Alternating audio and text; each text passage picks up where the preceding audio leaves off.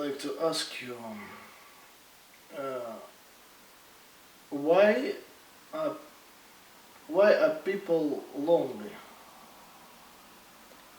I don't know. Some people, they just like to be lonely. Just want to be. I don't think I have this idea about the dictatorship of love, that a lot of people think that we need to be in a relation with someone all the time. And I think that's a fallacy, and I actually think that that's related to the capitalism system itself, as there is Angels, I think it was the one who wrote the family as the seed of capitalism, I think. Like is the origin of capitalism, because you require labor. You require people having people to have labor force, right? So for me, I agree that not man is an island, but I also don't think that we need to be attached to romantic relations or to sex-affective relations to be valued as a person in the society. But we still have these questions like, hey, do you have a boyfriend? Hey, when are you getting married? Hey, when are you having kids? So I think these statements are not relevant anymore, and that we are trying to work against them. And if a person feels good with themselves being single, let it be. Like I don't think that's wrong. There are some persons that like to have relations with just one person for their entire life. There are some others like me that we like to have 5 types of different relations at the same time. Or there are some others that say like, I don't want to deal with that. I'm very good alone. I'm just will hang around with my friends. And I think it's very valuable, all of them. Great. How important is sex in life? I think it's one of the most relevant fields of our lives.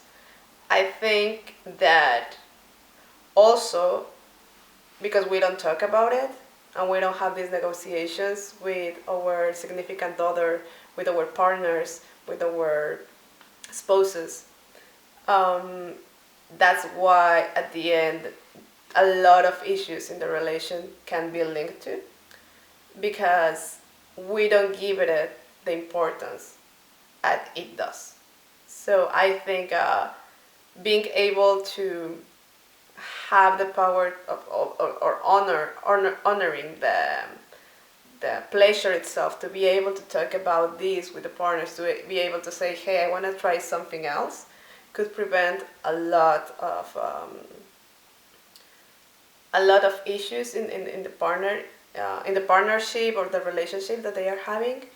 And that's also, for example, I'm not into monogamy either, because I think I have certain ideas about monogamy that are more political, and in my point of view, polyamorous people or polygamy, it could be more honest with these practices rather than people that sometimes call themselves monogamous.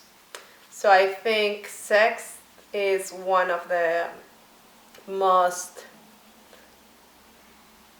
fundamental pieces of our lives.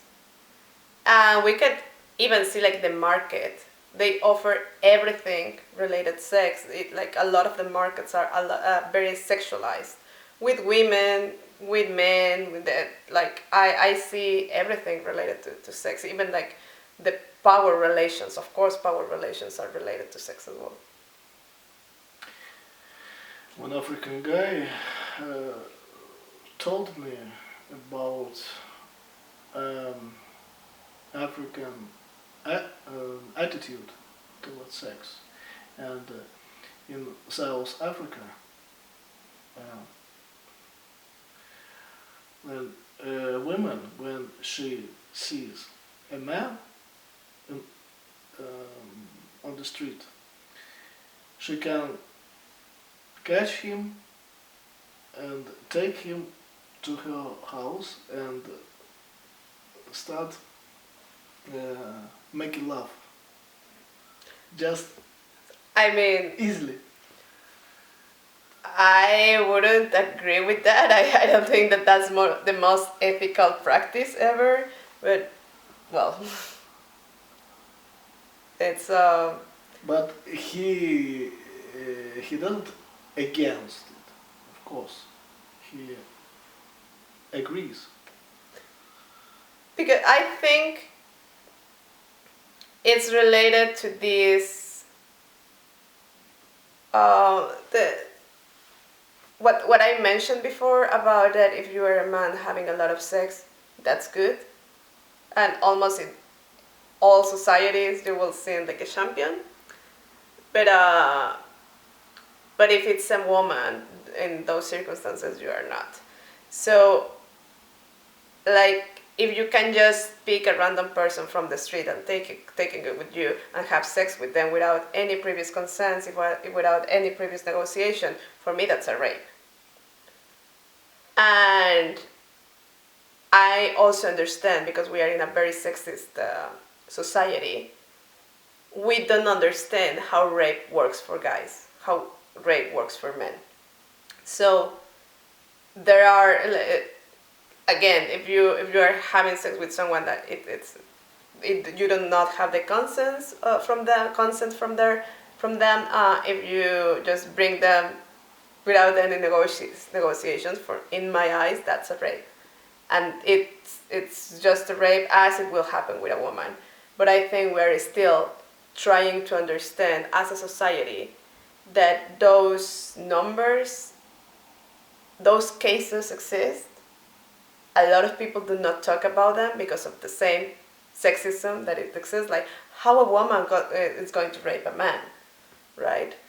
But still, I think that if we bring this topic to the table and we just start like opening that lid, we will see a lot of cases, a very fucked up cases, that we need to work as a society into them.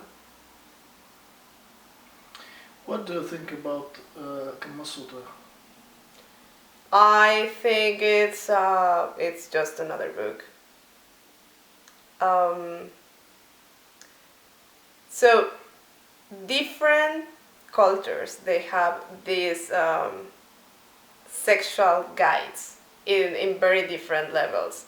In the Indian culture, in some parts of India, you can even find these temples that they were built for the sacred sex, right? Sex seen as a sacred link and more spiritual connection. So I just see it like another sacred book for their culture. I have read it. I found interesting positions that I'm not feeling like trying. For me, it looks like logistically complicated. But for me, it's just another book. A lot of people, they see it just with a lot of taboo. But I also think that it could be, if you want to expand your information regarding some sex positions, you can just go to the Kama Sutra, see some positions that you might like and try to practice them. But I think that we also have evolved a lot from that point where the Kama Sutra was created to our nowadays.